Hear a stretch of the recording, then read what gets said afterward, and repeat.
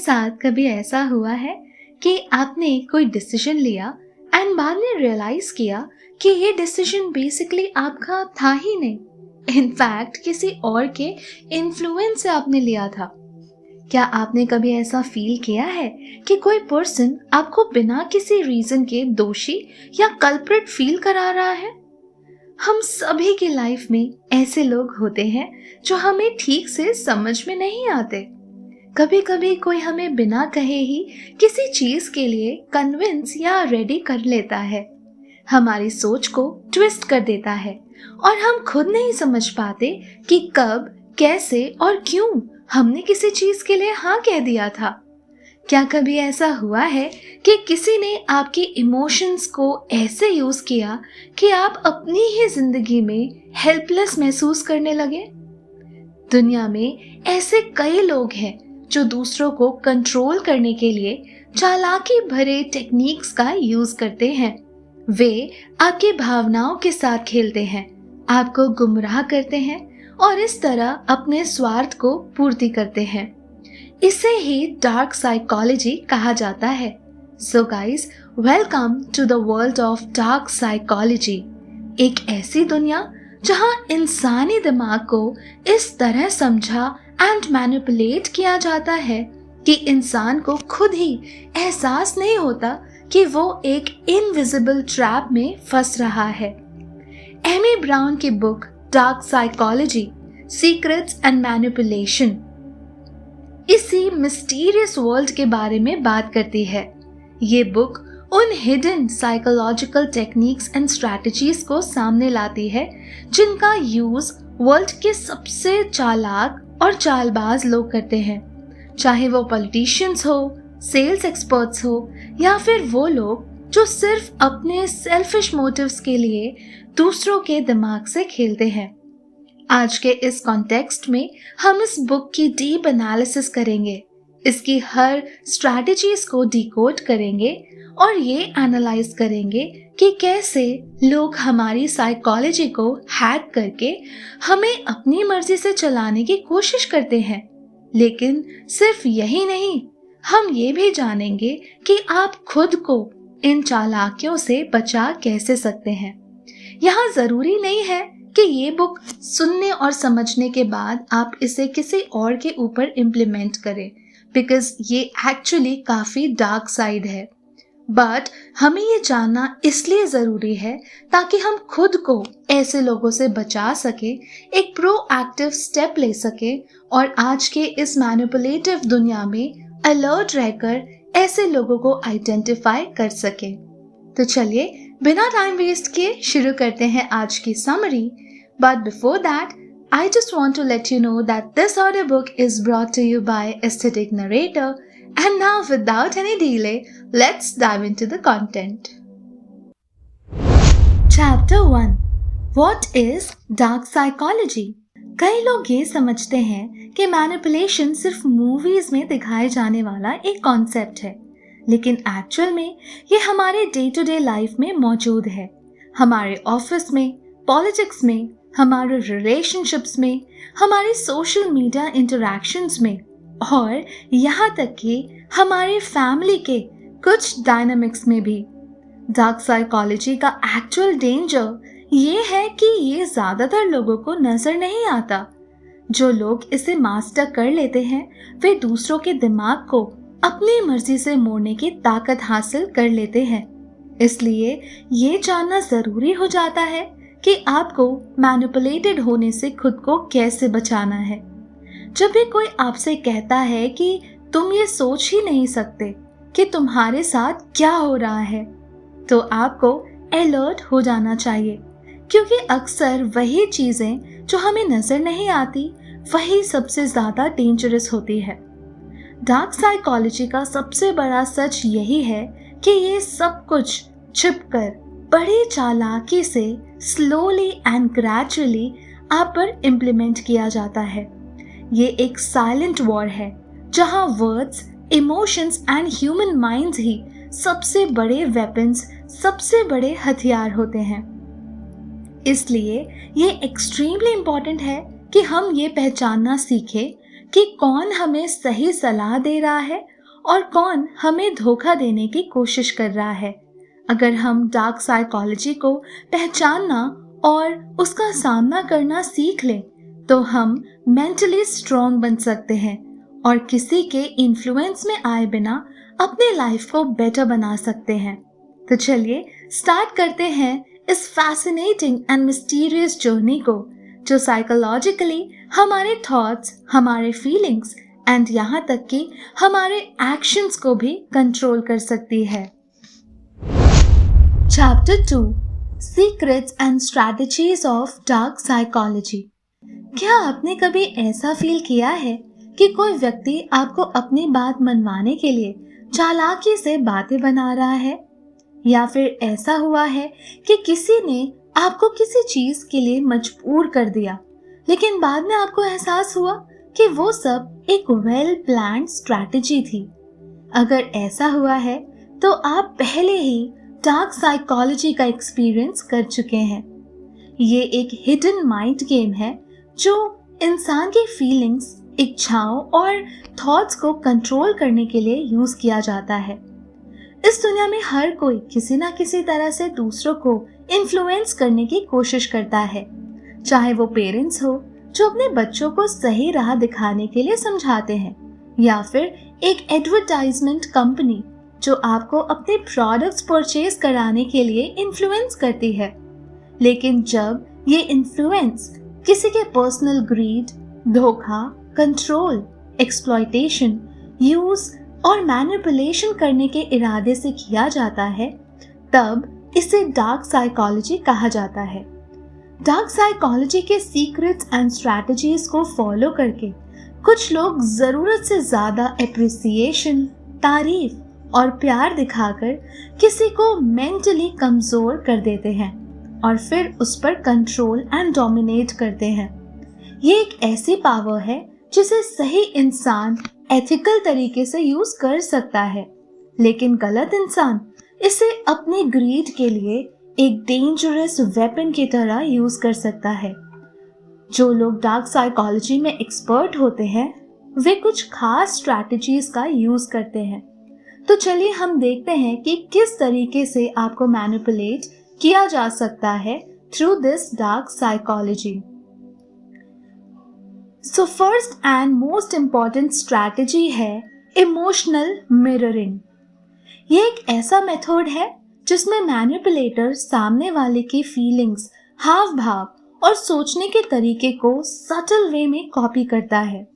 जब कोई आपके हाव भाव, बोलने के अंदाज एंड बिहेवियर को धीरे धीरे अपनाने लगता है तो आपका सबकॉन्शियस माइंड उसे अपने जैसा मानने लगता है एंड इससे आपके अंदर उस पर्सन के लिए एक अननोन ट्रस्ट बिल्ड हो जाता है और यहीं से मैनिपुलेशन की शुरुआत होती है। सेकेंड पावरफुल स्ट्रैटेजी है fear based control. Human mind naturally डर से अफेक्ट होता है। जब हमें किसी चीज का डर होता है तो हम उसे टालने के लिए कुछ भी करने को तैयार रहते हैं। डार्क साइकोलॉजी का यूज करने वाले लोग इस डर का फायदा उठाते हैं। वे ऐसे वर्ड्स एंड थॉट्स का यूज करते हैं जो आपके दिमाग में अनसर्टेनिटी एंड फियर पैदा करे। वे ये दिखाते हैं कि अगर आपने उनकी बात नहीं मानी तो कुछ बहुत बुरा हो सकता है। ये डर फाइनेंशियल लॉस, सोशल रिलेशंस या इमोशनल ब्रेकडाउन का हो सकता है या किसी और फॉर्म का। डर का सही यूज करने वाला पर्सन आपके दिमाग में ये नरेटिव सेट कर सकता है जो उसके फायदे के लिए काम करता हो और वो आपके अगेंस्ट इस चीज को जरूर यूज कर सकता है। थर्ड मोस्ट पावरफुल स्ट्रैटेजी है गैस लाइटिंग। ये एक ऐसी साइकोलॉजिकल टेक्निक है जिसे डार्क साइकोलॉजी में अक्सर यूज किया जाता है। इसमें पर्सन धीरे धीरे आपके परसेप्शन को डिस्ट्रॉय करने की कोशिश करता है, जिससे आपको अपने ही थॉट्स एंड इनफैक्ट मेमोरीज तक पर डाउट होने लगता है। आपको ये फील होने लगता है कि शायद आप ही गलत हैं और सामने वाला सही। जब कोई लगातार ये कहे कि आप चीजों को गलत समझ रहे हो या तुम्हारी याददाश्त धोखा दे रही है, तो ये गैस लाइटिंग का सिंबल हो सकता है। ये टेक्निक इतनी डेंजरस होती है कि पर्सन अपनी ही सोच पर डाउट करने लगता है और पूरी तरह से मैनिपुलेटर पर डिपेंडेंट हो जाता है। डार्क साइकोलॉजी का fourth and hidden secretive strategy है गिल्ट ट्रिपिंग। ये एक ऐसी टेक्निक है जिसमें एक पर्सन दूसरे के अंदर अपराध बोध या गिल्ट की फीलिंग्स जगाता है ताकि वो उनकी बात मानने को मजबूर हो जाए। फॉर एग्जाम्पल, कोई ये कहे कि अगर तुम मेरी मदद नहीं करोगे तो मैं बहुत परेशान हो जाऊंगा, या अगर तुमने मेरी बात नहीं मानी तो ये दिखाएगा कि तुम्हें मुझसे कोई फर्क नहीं पड़ता। तो ये गिल्ट ट्रिपिंग का एक क्लासिक एग्जाम्पल है। ये एक सटल लेकिन एक्सट्रीमली इफेक्टिव तरीका है जिससे लोग दूसरों को अपने कंट्रोल में रखते हैं। डार्क साइकोलॉजी की फिफ्थ टेक्निक सबसे डेंजरस टेक्निक्स में से एक है, दैट इज आइसोलेशन टेक्निक। इसमें मैनिपुलेटर धीरे धीरे अपने शिकार को बाकी दुनिया से दूर करता है ताकि वो पूरी तरह से उनके कंट्रोल में आ जाए। वो ये महसूस कराता है कि बाकी लोग ट्रस्टवर्दी नहीं है, सिर्फ वही इंसान है जो सही है और उसके बारे में अच्छा सोचता है। जब कोई अकेला महसूस करता है तो वो मैनिपुलेटर की बातों पर और ज्यादा डिपेंडेंट हो जाता है। ये technique abusive relationships and cults में अक्सर देखा गया है। डार्क साइकोलॉजी की सिक्स्थ टेक्निक है लव बॉम्बिंग। लव बॉम्बिंग एक डेंजरस टेक्निक है जिसमें कोई पर्सन आपको extreme love, care, affection, attention and appreciation देकर आप पर कंट्रोल करने की कोशिश करता है। ये अक्सर रिलेशंस के स्टार्टिंग में होता है जब हेर फेर करने वाला इंसान आपको अपने आकर्षण में फंसा लेता है एंड आप उसकी तरह मैग्नेटिक वे में अट्रैक्ट होने लगते हैं। वो पर्सन आपको बार बार बताता है कि आप सबसे स्पेशल एंड कितने यूनिक हैं और वो आपके बिना रह नहीं सकता। वो आपको एक्सपेंसिव गिफ्ट्स, केयर एंड प्यार के इस हद तक भर देता है कि आप उसके बिना रहने की इमेजिनेशन तक भूल जाते हैं। एक बार जब वो आपको पूरी तरह कंट्रोल कर लेता है तो अचानक किसी दिन वो बदल जाता है और आपको इग्नोर करने लगता है। अगर कोई पर्सन आपको एबनॉर्मली जल्दी और ज्यादा प्यार दिखा रहा हो तो खुश ना हो, आप वहां पर अलर्ट हो जाएं, बिकॉज ट्रू लव धीरे धीरे डेवलप होता है जबकि लव बॉम्बिंग बहुत तेजी से होता है और इससे पहले कि आप इसे प्रॉपरली समझ पाएं, यह आपको पूरी तरीके से कंट्रोल एंड डोमिनेट कर लेता है।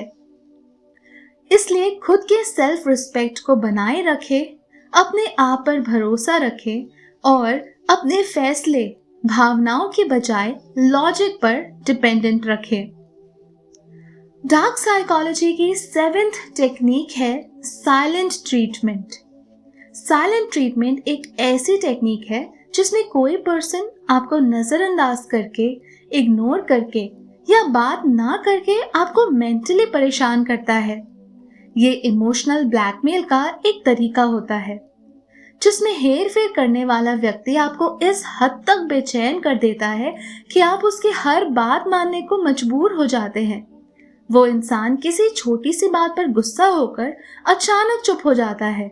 वो आपकी कॉल्स या मैसेजेस का आंसर नहीं करता और आपको पूरी तरह से इग्नोर करता है।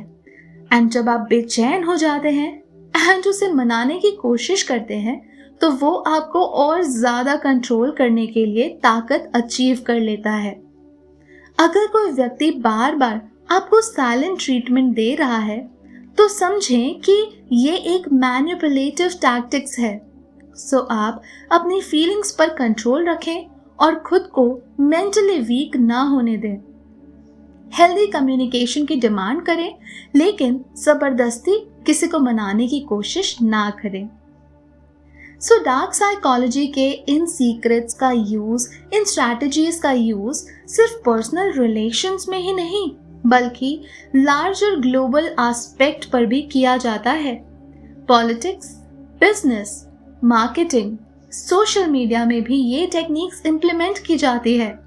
कंपनीज एंड ब्रांड्स अपने प्रोडक्ट्स सेल करने के लिए लोगों की साइकोलॉजी को समझकर एडवर्टाइजमेंट्स क्यूरेट करते हैं।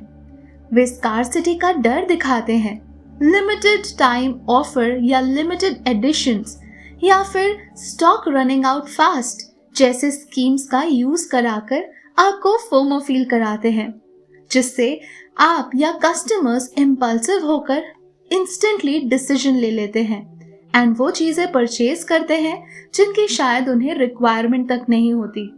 इसी तरह कई सारे पॉलिटिशियंस अपनी जनता के इमोशंस को कंट्रोल करके अपनी स्ट्रैटेजीज को सक्सेसफुल बनाते हैं। बट ये सब फैक्टर्स एंड टेक्निक सुनकर आपको लग रहा होगा कि ये डार्क साइकोलॉजी का यूज सिर्फ बुरे लोग एंड बुरे मोटिव्स को अचीव करने के लिए ही करते होंगे। बट रियलिटी ये है कि ये सिर्फ एक साइकोलॉजिकल टूल है जिसे कोई भी सही या गलत तरीके से यूज कर सकता है।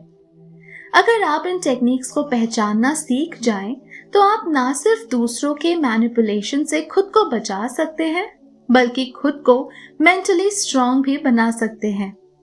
अब क्वेश्चन ये अराइज होता है कि क्या आप इन स्ट्रैटेजीज को आइडेंटिफाई करने में सक्षम हैं? क्या आप जानते हैं कि कोई आपके साथ इन टेक्निक्स का यूज कर रहा है? और सबसे इम्पोर्टेंट बात, क्या आप खुद को इससे बचाने के लिए तैयार हैं?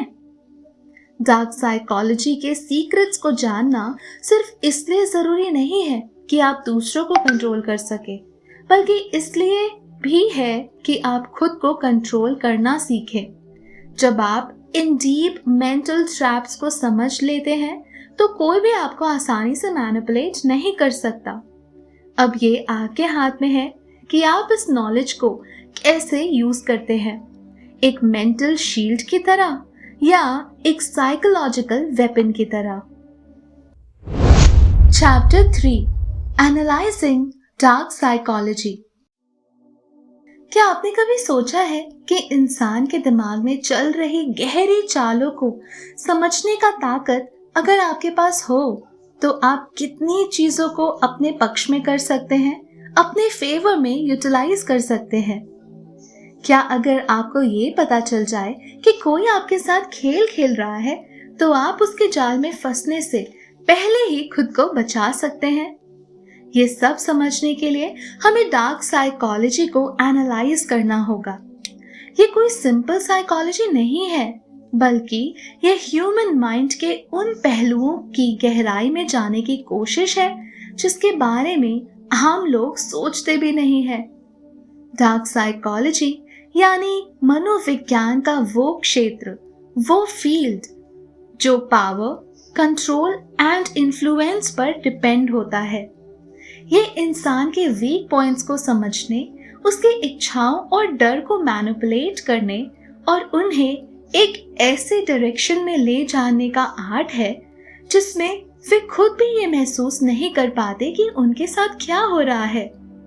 ये उन मेंटल टेक्निक्स की डीप स्टडी है जिसका यूज अक्सर narcissist, psychopaths and master manipulators करते हैं। हमारे रोजमर्रा की जिंदगी में हम कई बार ऐसे लोगों के संपर्क में आते हैं जो हमारी भावनाओं के साथ खेलते हैं, हमें गिल्ट ट्रिप्स में डालते हैं या फिर हमारे डर का फायदा उठाकर हमें अपने अनुसार चलाने की कोशिश करते हैं। कई बार हमें पता भी नहीं चलता कि हमारे डिसीजंस, हमारी सोच और यहाँ तक कि हमारे इमोशंस भी सटल वे में कंट्रोल हो रहे हैं। लेकिन जब हम डार्क साइकोलॉजी को एनालाइज करना शुरू करते हैं, तो हमें ये समझ में आने लगता है कि किस तरह से कुछ लोग हमारी फीलिंग्स, हमारे थॉट्स एंड हमारी धारणाओं को मैनिपुलेट करने की कोशिश कर रहे हैं। डार्क साइकोलॉजी को समझने का सबसे पहला और सबसे ज़रूरी स्टेप ये है कि हम ये जानें कि आखिर इंसान का दिमाग कैसे काम करता है। हमारे साइकोलॉजिकल पैटर्न्स, हमारे फियर्स, डिजायर्स एंड इनसिक्योरिटीज ही हमें वल्नरेबल बनाते हैं। जब कोई हमें अप्रूवल देता है तो हम खुश हो जाते हैं, और जब कोई हमें इग्नोर करता है तो हम बेचैन हो जाते हैं। जब कोई हमारे डर को ट्रिगर करता है तो हम घबरा जाते हैं, और जब कोई हमें वैलिडेशन देता है तो हम उसके तरफ अट्रैक्ट होने लगते हैं। यही साइकोलॉजी है, और यही वो बेसिस है जिस पर डार्क साइकोलॉजी एग्जिस्ट करती है एंड वर्क करती है। सोचिए, जब कोई मैनिपुलेटर आपको ये महसूस कराता है कि आप गलत हैं और वो सही है, तो क्या ये सिर्फ एक आर्ग्यूमेंट है? जब कोई आपको ये कहकर कंट्रोल करता है कि आप उसे डिसअपॉइंटेड नहीं करना चाहते, तो क्या ये सिर्फ एक इमोशनल रिक्वेस्ट है? जब कोई आपको फियर बेस्ड डिसीजंस लेने पर मजबूर करता है, तो क्या ये सिर्फ एक चेतावनी है? नहीं, ये सब डार्क साइकोलॉजी के टैक्टिक्स हैं जिनका यूज करके लोग दूसरों को कंट्रोल करने की कोशिश करते हैं।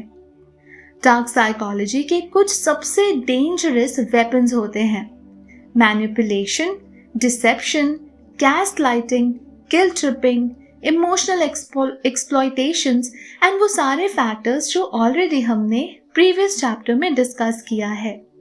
सो ये सभी टेक्निक्स एक ही चीज पर सेंट्रलाइज्ड होती है: दूसरे इंसान के इमोशंस एंड थॉट्स को सटल वे में कंट्रोल करना।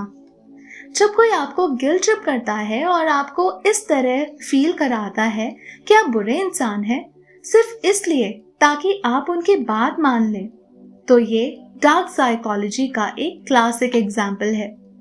जब कोई आपके परसेप्शन को मैनिपुलेट करता है और आपको ये बिलीव दिलाने की कोशिश करता है कि आपकी ही सोच गलत है, तो ये गैस लाइटिंग का एक एडवांस एग्जाम्पल है। और जब कोई आपको धीरे धीरे अपने इन्फ्लुएंस में लाने के लिए डिसेप्शन यानी धोखे का यूज करता है, तो ये भी डार्क साइकोलॉजी का ही एक हिस्सा है। डार्क साइकोलॉजी का एक और पहलू है, that is persuasion versus manipulation. बहुत से लोग परसुएशन एंड मैनिपुलेशन को एक ही चीज समझते हैं, लेकिन दोनों में एक सटल डिफरेंस है। परसुएशन यानी मनाने की कला, द आर्ट ऑफ कन्विंसिंग, एक एथिकल स्किल है जिसमें सामने वाले को बिना दबाव डाले लॉजिक एंड इमोशंस के बैलेंस के साथ अपनी बात पर कन्विंस किया जाता है। लेकिन on the other hand, manipulation एक अनएथिकल तरीका होता है जिसमें सामने वाले की फीलिंग्स के साथ खेलकर उसे अपनी मर्जी से अपने फेवर में एंड कंट्रोल करने के लिए यूज किया जाता है। डार्क साइकोलॉजी को डीपली स्टडी करने पर हमें ये समझ में आता है कि लोग कैसे सोचते हैं, कैसे रिएक्ट करते हैं और किस सिचुएशन में वो सबसे ज्यादा वल्नरेबल होते हैं। इस नॉलेज को अचीव करने का मतलब ये नहीं है कि हम इसे गलत तरीके से इस्तेमाल करें, बल्कि इसका सही यूज हमें सेल्फ डिफेंस में हेल्प करता है। जब हमें ये पता चल जाता है कि कोई इंसान हमारी फीलिंग्स के साथ खेल रहा है, तो हम अलर्ट हो जाते हैं और उस ट्रैप में फंसने से बच जाते हैं। इस चैप्टर का सबसे बड़ा क्वेश्चन यही है कि क्या आप जानते हैं कि आप भी अपनी जिंदगी में कभी ना कभी डार्क साइकोलॉजी के किसी न किसी टेक्निक्स का शिकार हो चुके हैं? क्या आप कभी ऐसे टॉक्सिक रिलेशनशिप में रहे हैं जहां आपको गैस लाइटिंग या गिल्ट ट्रिपिंग का शिकार बनाया गया हो? गाइस, आप प्लीज हमारे साथ अपने एक्सपीरियंस जरूर शेयर कीजिए। एंड अगर आप ये ना बताना चाहें या कंफर्टेबल ना हो कि आपको किस वे से मैनिपुलेट किया गया है, तो एटलीस्ट नीचे कमेंट में यस मैनिपुलेटेड सिर्फ इतना लिख के कमेंट डाउन जरूर करें, ताकि हमारे सारे व्यूअर्स को ये रियलाइज हो सके कि ये चीज़ें हमारी लाइफ में कितनी ज़्यादा हो रही है और हम इसके बारे में शायद अवेयर तक नहीं है। आपके बहुत सारे कमेंट्स देखकर आई एम श्योर ये अवेयरनेस ज़रूर जनरेट होगी कि हम सबको वो अलर्ट होना बहुत ज़्यादा ज़रूरी है ताकि हम इस वर्ल्ड में अपने आप को मैनिपुलेट होने से बचा सके। डार्क साइकोलॉजी को एनालाइज करना एक तरह से खुद को मेंटली स्ट्रॉन्ग करने जैसा है। ये सिर्फ मैनिपुलेशन को समझने का साइंस नहीं है, बल्कि ये एक मेंटल आर्मर है जो आपको उन लोगों से बचा सकता है जो आपकी फीलिंग्स के साथ खेलना चाहते हैं। जब आप डार्क साइकोलॉजी के पैटर्न्स को पहचानना सीख जाते हैं तो आप किसी के भी साइकोलॉजिकल गेम्स में फंसने से बच जाते हैं। आप अपनी मेंटल स्ट्रेंथ को बढ़ा सकते हैं और अपनी लाइफ के डिसीजंस को ज़्यादा कॉन्शियस तरीके से ले सकते हैं। अब ये आप पर डिपेंड करता है कि क्या आप दूसरों के हाथों में एक पपेट की तरह रहना चाहेंगे या आप अपने दिमाग की स्ट्रेंथ को पहचान कर खुद के लिए एक मजबूत मेंटल शील्ड तैयार करेंगे। Chapter 4 the art of manipulation. क्या आपने कभी ये नोटिस किया है कि कुछ लोग इतनी आसानी से दूसरों को अपनी बात मनवाने में कैसे सक्सेसफुल हो जाते हैं? वे बिना किसी जोर जबरदस्ती के, बिना कोई जबरदस्त लॉजिक दिए, सिर्फ अपने वर्ड्स और हाव भाव के जरिए सामने वाले की सोच, इवन उनके डिसीजंस को अपने अकॉर्डिंग ट्विस्ट कर लेते हैं। ये सब सिर्फ एक आर्ट का नतीजा है, दैट इज मैनिपुलेशन। मैनिपुलेशन सिर्फ एक साइकोलॉजिकल टेक्निक नहीं है, बल्कि ये एक गेम है जो इंसानों की फीलिंग्स, उनके फियर्स, उनकी इच्छाएं एंड उनकी इनसिक्योरिटीज पर खेला जाता है। एक स्मार्ट मैनिपुलेटर वो होता है जो सामने वाले के सबकॉन्शियस माइंड तक पहुंचकर उसे ऐसा फील कराता है कि वो खुद ही उस डिसीजन तक पहुंचा है, जबकि रियलिटी में हर स्टेप उसकी प्लानिंग के अकॉर्डिंग उठाया गया होता है। सोचिए, जब कोई आपसे कहे कि अगर तुम मुझसे प्यार करते हो तो तुम ये जरूर करोगे, तो क्या ये प्यार की मांग है या एक चालाकी से लिया गया एक मेंटल ट्रैप? जब कोई आपको गिल्ट महसूस कराता है कि आपने उनकी मदद नहीं की, भले ही आपके पास सही रीजंस थे, तो ये सिर्फ एक सीधा सा रिक्वेस्ट था या एक साइकोलॉजिकल ट्रैप? जब कोई अपने वर्ड्स के मीडियम से आपको ये विश्वास दिला देता है कि आपकी ही सोच गलत है और वे सही है, तो ये सिर्फ एक बहस था या दिमाग से खेला गया एक सटल अटैक? मैनिपुलेशन की रूट्स हमारी फीलिंग्स में गहराई से फिक्स्ड होती है। इंसान एक इमोशनल बीइंग है। हम सभी love, respect, security and acceptance चाहते हैं, और जब कोई इन फीलिंग्स को अपने कंट्रोल में ले आता है, तब वो हमें अपने अकॉर्डिंग मोड़ सकता है।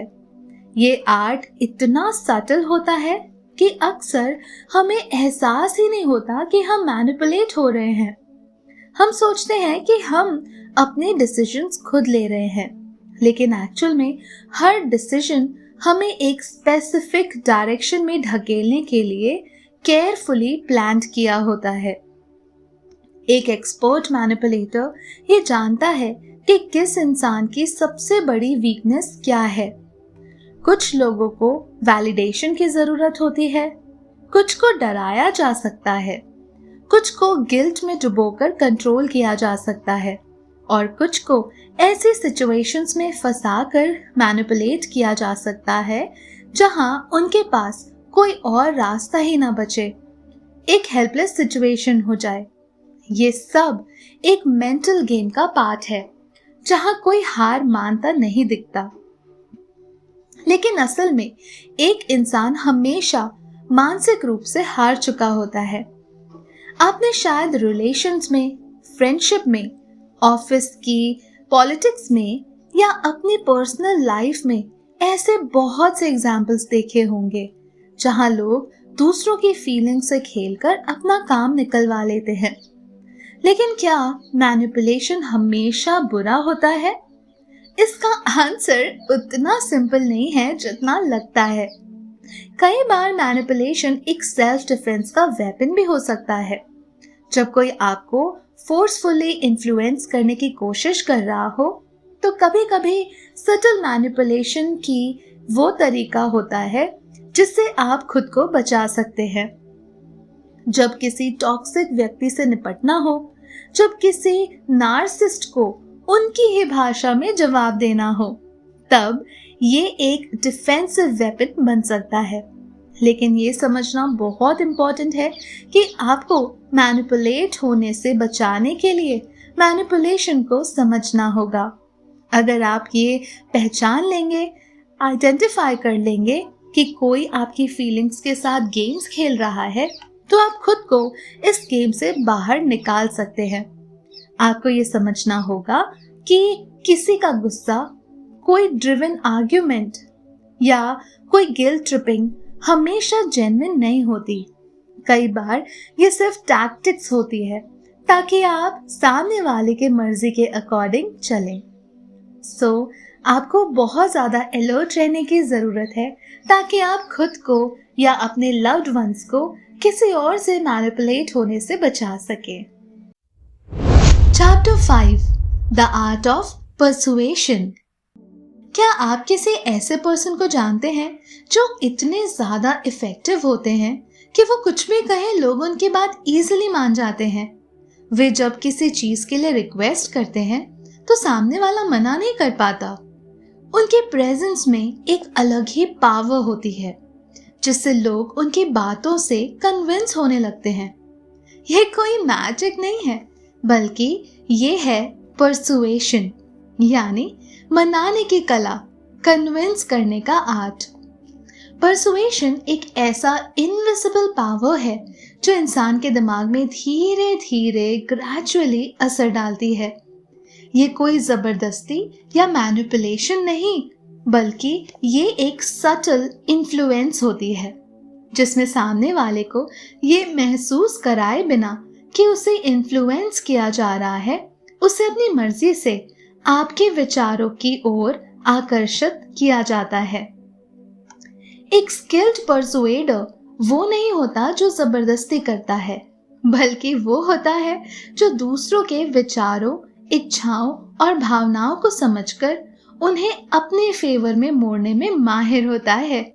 सोचिए, जब कोई सेल्स पर्सन आपको एक ऐसा प्रोडक्ट सेल कर देता है जिसे खरीदने का आपका कोई प्लान नहीं था, तो ये सिर्फ एक अच्छी सेलिंग थी या एक इफेक्टिव परसुएशन टेक्निक?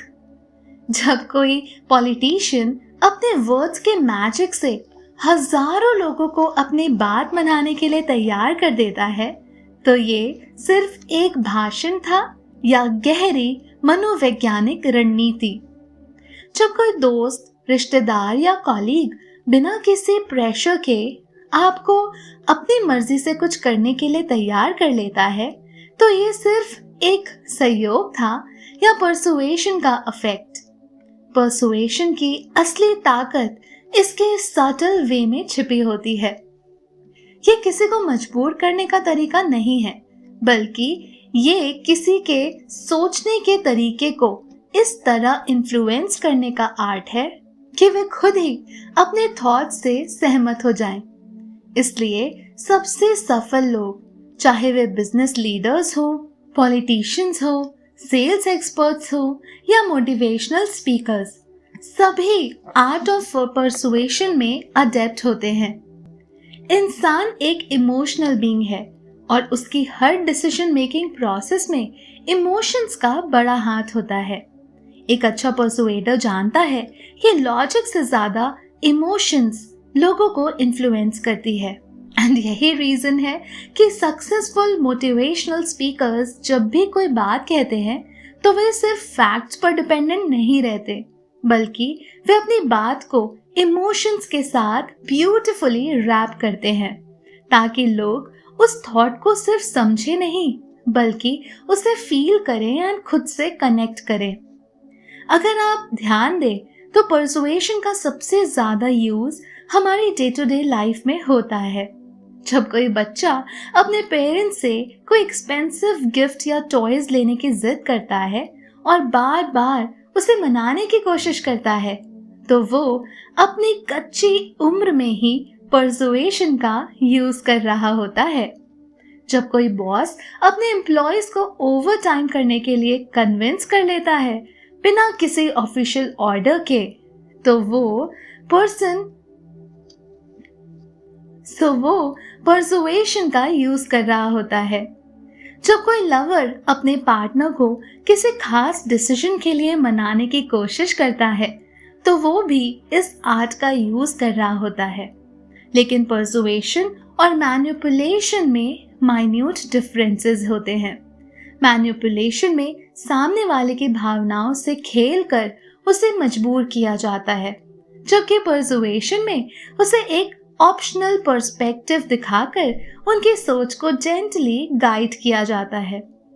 अब क्वेश्चन ये उठता है कि क्या परसुएशन को सीखा जा सकता है? और जवाब है बिल्कुल। ये कोई बाय बर्थ टैलेंट नहीं है, बल्कि एक सीखी जाने वाली सॉफ्ट स्किल है। अगर आप इसे समझ लें तो आप अपनी पर्सनल एंड प्रोफेशनल लाइफ में इसे एक पावरफुल टूल की तरह अपने फेवर में यूज कर सकते हैं।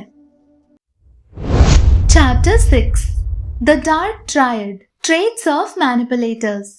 इस चैप्टर में हम मैनिपुलेटर्स के उन 3 स्पेशल कैरेक्टरिस्टिक्स के बारे में एक्सप्लोर करेंगे जो डार्क साइकोलॉजी का यूज अपने सेल्फिशनेस के लिए और दूसरों को एक्सप्लॉइट करने के लिए करते हैं। क्या आपने कभी ऐसे लोगों से सामना किया है जो सिर्फ अपने बारे में सोचते हैं, दूसरों की फीलिंग्स की परवाह नहीं करते और चालाकी से अपने बेनिफिट्स के लिए दूसरों को एक्सप्लॉइट करते हैं? ये लोग देखने में नॉर्मल लग सकते हैं, लेकिन इनके दिमाग में चलने वाले गेम्स को समझ पाना हर किसी के बस की बात नहीं होती। ये लोग मेंटली दूसरों को कंट्रोल करने, धोखा देने और अपने ग्रीड के लिए हेर फेर करने में माहिर होते हैं। साइकोलॉजी में ऐसे लोगों की प्रवृत्तियों को डार्क ट्रायड या डार्क ट्रिक्स कहा जाता है। ये 3 की पर्सनालिटी ट्रेट्स का ग्रुप है। The dark triad refers to a group of 3 personality traits often associated with manipulative behavior, that is narcissism, Machiavellianism and psychopathy. इन तीनों सिम्टम्स को समझना बेहद जरूरी है, क्योंकि इन्हीं के जरिए दुनिया में सबसे ज्यादा मेंटल एक्सप्लॉयटेशन, धोखाधड़ी और हेर फेर की घटनाएं, इंसिडेंसेस होते हैं। आइए इन तीनों बिहेवियर्स को डिटेल में एनालाइज करें। Number 1, narcissism. नार्सिसिस्ट लोग खुद को सबसे ज्यादा इम्पोर्टेंट मानते हैं और दूसरों को इंफीरियर समझते हैं। वे अपनी तारीफ सुनना पसंद करते हैं और हर हाल में दूसरों से बेहतर दिखना चाहते हैं, सुपीरियर दिखना चाहते हैं। वे बहुत सेल्फ सेंटर्ड होते हैं और जब उन्हें उतना रिस्पेक्ट नहीं मिलता तो वो अपसेट हो जाते हैं, इनफैक्ट गुस्सा तक हो जाते हैं या चालाकी से लोगों को कंट्रोल करने की कोशिश करते हैं। वे हमेशा लाइमलाइट में रहना चाहते हैं। वे अपनी false achievements and exceptional qualities का ढिंढोरा पीटते हैं ताकि लोग उनसे अट्रैक्ट हो जाएं। वे दूसरों को कमजोर महसूस कराते हैं ताकि वे खुद को सुपीरियर साबित कर सके। वे जब तक फायदेमंद होता है तब तक तो अच्छे बने रहते हैं, लेकिन जब उन्हें जरूरत नहीं होती तो वे आपको इग्नोर कर देते हैं। आप उन्हें कैसे पहचान सकते हैं? ऐसे लोग हमेशा अपने अचीवमेंट्स और सुंदरता की बातें करते हैं। वे क्रिटिसिज्म बर्दाश्त नहीं कर सकते और तुरंत गुस्सा हो जाते हैं। वे हर चीज में खुद को सुपीरियर साबित करने की कोशिश करते हैं, भले ही उन्हें दूसरों को नीचा क्यों न दिखाना पड़े। Number 2, Machiavellianism. ये नेचर एंड बिहेवियर उन लोगों में देखा जाता है जो एक्सट्रीमली श्रूड एंड चालाक होते हैं, एथिक्स या मोरालिटी की परवाह नहीं करते और हर हाल में अपनी सफलता सुनिश्चित करना चाहते हैं, चाहे इसके लिए किसी को भी धोखा देना पड़े। ये लोग झूठ, छल छलावा और हेर फेर करने में एक्सपर्ट होते हैं। वे लोगों को झूठी होप्स देकर उनका बेनिफिट उठाते हैं। वे दूसरों को मेंटली काफी ज्यादा कंट्रोल करने के लिए अनगिनत झूठ बोल सकते हैं और चालाकी से गेम्स खेलते हैं। वे लंबे टाइम तक किसी को भी अपने ट्रैप में फंसाकर रख सकते हैं। एंड मोस्ट इम्पॉर्टेंटली, वे बहुत अच्छे ओरेटर होते हैं और आपको उनकी बातों पर खुद ही विश्वास करने का मन करता है। वे हमेशा अपनी चालाकी से दूसरों को मनमाने फैसले लेने में मजबूर करते हैं। वे अपनी भावनाओं को छुपाकर रखते हैं और कभी कभी बहुत ठंडे या बहुत सेंसिटिव लगते हैं as per its demand. Number 3, psychopathy. Psychopath व्यक्तित्व वाले लोग पूरी तरह से निर्दयी एंड क्रूअल होते हैं।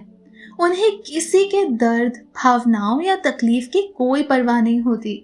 वे सेल्फ सेंटर्ड होते हैं और सिर्फ अपनी खुशी के लिए किसी को भी इस्तेमाल कर सकते हैं। वे झूठ बोलने, धोखा देने, इनफैक्ट क्राइम करने में भी हिचकिचाहट महसूस नहीं करते। वे एक्सट्रीमली अट्रैक्टिव एंड इफेक्टिव होते हैं, लेकिन अंदर से बहुत ज्यादा डेंजरस। वे झूठ बोलने और किसी को भी धोखा देने में हेजिटेट नहीं करते। वे बिना फीलिंग्स के कोई भी क्रूर डिसीजंस ले सकते हैं और क्राइम करने में भी एक्सपर्ट होते हैं। वे दूसरों के दर्द को नजरअंदाज करते हैं और किसी के भी लिए सहानुभूति महसूस नहीं करते। वे अपने फायदे के लिए लोगों का इस्तेमाल करते हैं और रिश्तों में झूठ बोलते हैं। So guys, it's very important कि हम इन कैरेक्टरिस्टिक्स एंड इनके अप्रोचेस को अच्छी तरह से अंडरस्टैंड कर लें ताकि खुद के साथ होने पर हम इसे तुरंत आइडेंटिफाई कर सके एंड उसके अकॉर्डिंग खुद को सेव करने के लिए एक्शंस ले सकें। Chapter 7, how to safeguard yourself from dark psychology. आज के वर्ल्ड में हम सबको ये जानना बहुत इम्पोर्टेंट है कि हम खुद को डार्क साइकोलॉजिकल इफेक्ट से कैसे बचा सकते हैं।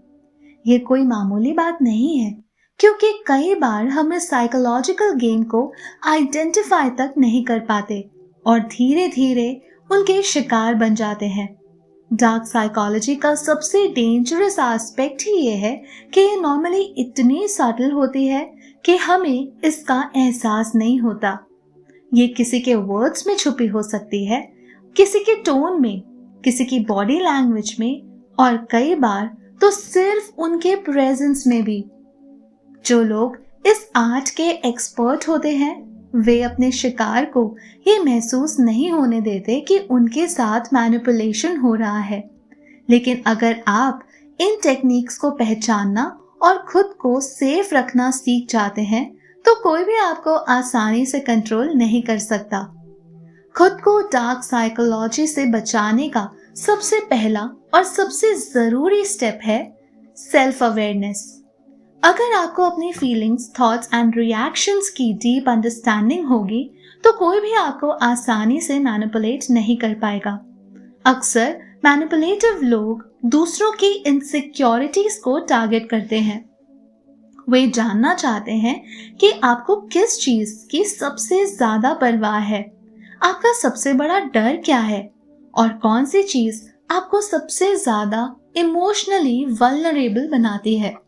अगर आप खुद को अच्छी तरह से जानते हैं और अपनी कमजोरियों को एक्सेप्ट करते हैं तो आप दूसरों को उन कमियों या अपनी कमजोरियों का फायदा नहीं उठाने देंगे। Step number 2, setting up emotional boundaries. Next step है इमोशनल बाउंड्रीज बनाना। बहुत से लोग इसलिए मैनिपुलेट होते हैं क्योंकि वे अपनी इमोशनल बाउंड्रीज को डिफाइन नहीं कर पाते। उन्हें ये नहीं पता होता कि कब उन्हें किसकी बात को सीरियसली लेनी चाहिए और कब उन्हें अपनी एनर्जी को बचाना चाहिए। एक मैनिपुलेटर हमेशा ये चाहेगा कि आप अपनी बाउंड्रीज को भूल जाएं और उनके अकॉर्डिंग एक्ट करें। वे गिल्ट ट्रिपिंग का सहारा लेंगे, आपको ऑब्लिगेट फील कराएंगे और कई बार आपकी ही फीलिंग्स को आपके खिलाफ इस्तेमाल करेंगे।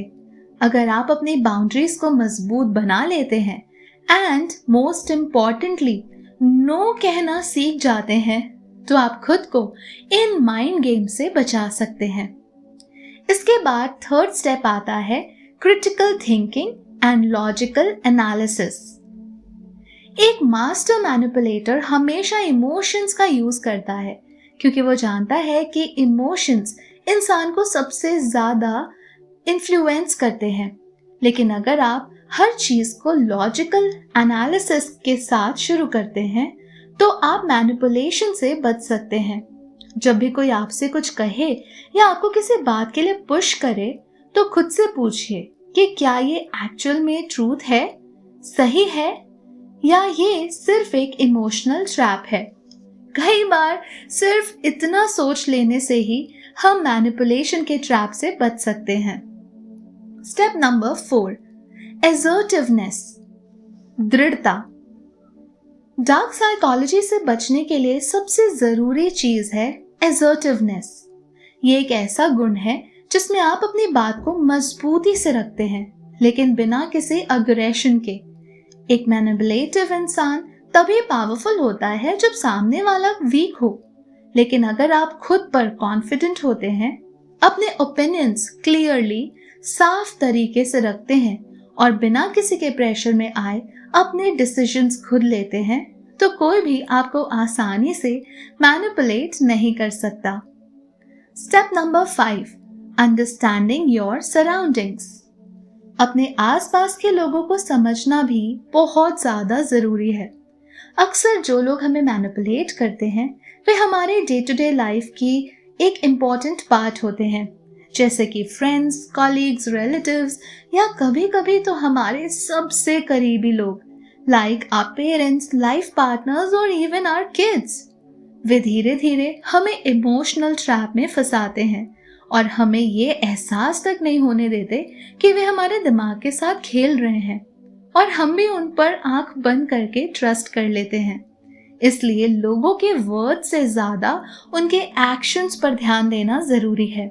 अगर कोई बार बार आपके सेल्फ एस्टीम को गिराने की कोशिश करता है, आपको गिल्ट ट्रिप कर रहा है या आपको मेंटली एग्जॉस्ट कर रहा है तो ये एक रेड फ्लैग है।